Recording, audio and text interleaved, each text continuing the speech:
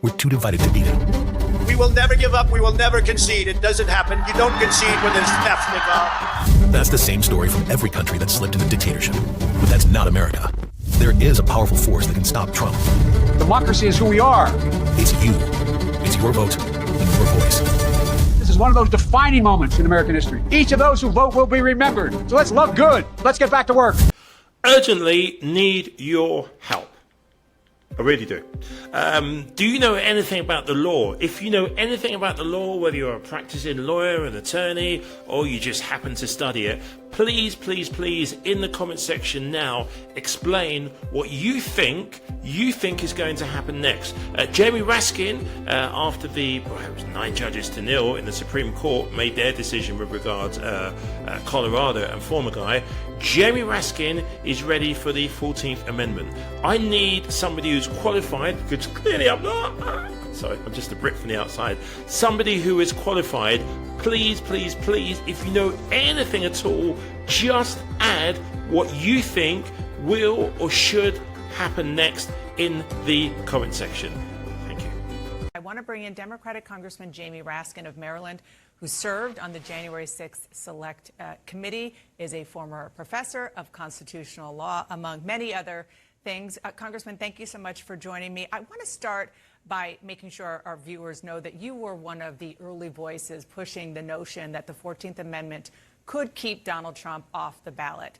And I want them and you to listen to something that you told me in August.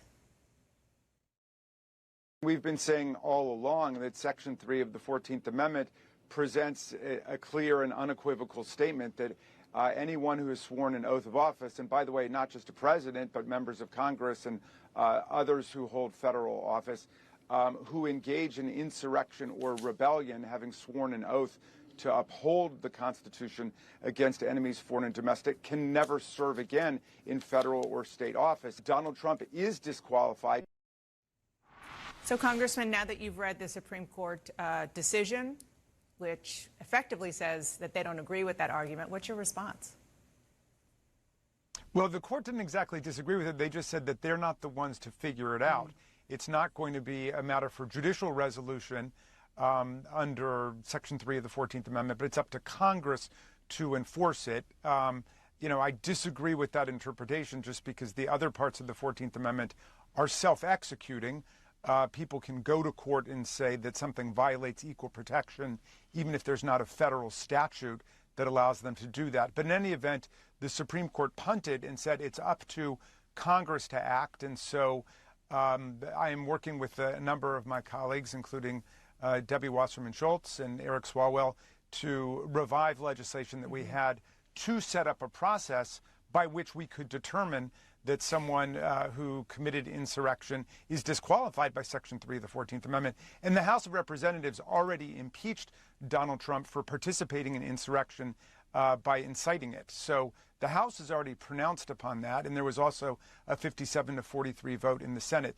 The question is whether Speaker Mike Johnson would allow us to bring this to the floor of the House. A big question. I'm going to get to what Congress can. Maybe from your perspective, there's a should and then there's a can, which I'm going to get to in one second. But just looking again at this decision today, on page 12 of the decision, the justices said that the patchwork that would likely result from state enforcement would sever the direct link that the framers found so critical between the national government and the people of the United States as a whole. What do you think about that? Well, I think that's just a reflection of the existing electoral system patchwork that we've got. There are some presidential candidates who've been able to get on the ballot in some states and not other states. In some states, it's very difficult for an independent or a Green Party or a Libertarian to get on the ballot. In other states, it's much easier to get on. So that patchwork already exists. That's just a reflection of existing electoral federalism. But obviously, the Supreme Court did not want to step up to the plate and deal with the clear textualist meaning of Section 3 of the 14th Amendment, much less did they want to deal with the original purposes of Section 3 of the 14th Amendment, which was to keep out of federal office people who had already proven themselves disloyal and untrustworthy. Right, which was your whole argument from the beginning, is that is what the 14th Amendment, from your reading, does. You mentioned Congress. The Supreme Court, of course, mentioned Congress, and you're right that they said this is not up to us. We've seen the Supreme Court do that on other really big fundamental issues in recent years, even with a slightly different makeup of the court, voting rights, for example, even Obamacare way back when. And what we have seen, particularly on voting rights, and now I would guess with this issue, is it's really hard for this Congress to do anything that's relatively easy when you look at the support for any given issue. Never mind something that's really hard, and I would put this question in the really hard category. I mean, do you really think it's realistic that Congress will be able to deal with something like this right now? Well, first, let me go to your original point about the Supreme Court kicking everything to Congress. I think it only does that when it doesn't like the ultimate inescapable implications of just enforcing the Constitution as written. That's what's happening in this case. But when you take, like, the Voting Rights Act, for example, in Shelby County versus Holder, the Supreme Court decided to take up the Voting Rights Act and then cut the heart out of it, dismantling the pre-clearance mechanism, which is in there. So, so I think that this court just didn't want to go anywhere near it and is saying Congress has to deal with it, knowing that the Congress is split because there's a very narrow Republican majority in the House and a narrow Democratic majority in the Senate. So, we're going to fight for it, but it looks like this is a constitutional norm that the people of the United States are going to have to enforce at the ballot.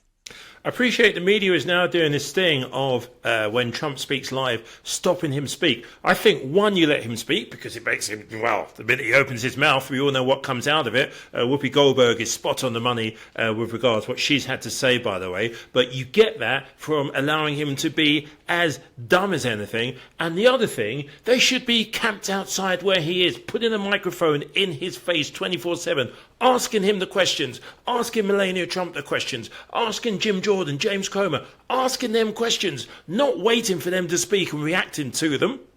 Welcome back. You know, the thing that bothers me about this, and I know it's probably the right decision, but I don't like that we've normalized this man. Yeah.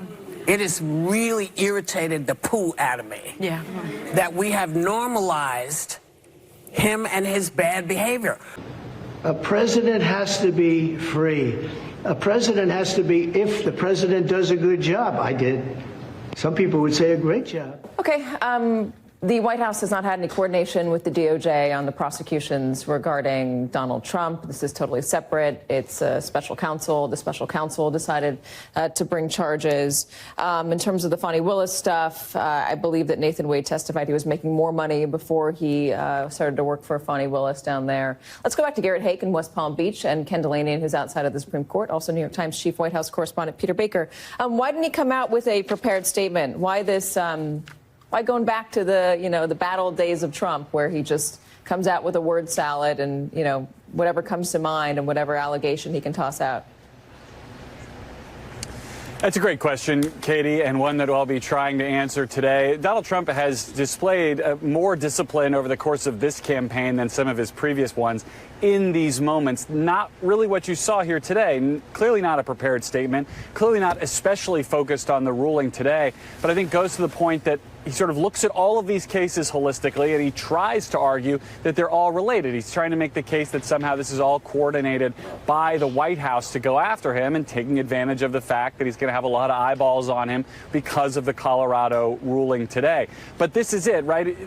I think you heard there one of the things that I think was most clear was related to a point that Ken made earlier, this idea that arguing that he shouldn't be prosecuted for things. He didn't mention any of the things related to January 6th. He was making a case that he shouldn't be prosecuted for going after ISIS or General Soleimani, the Iranian general who he killed when he was president. Those are not the things that he is being prosecuted for. So trying to project out a little bit of, protection for himself rhetorically as these cases advance, and trying to draw people into the idea that somehow all of these things are part of a massive conspiracy to stop him from being elected president.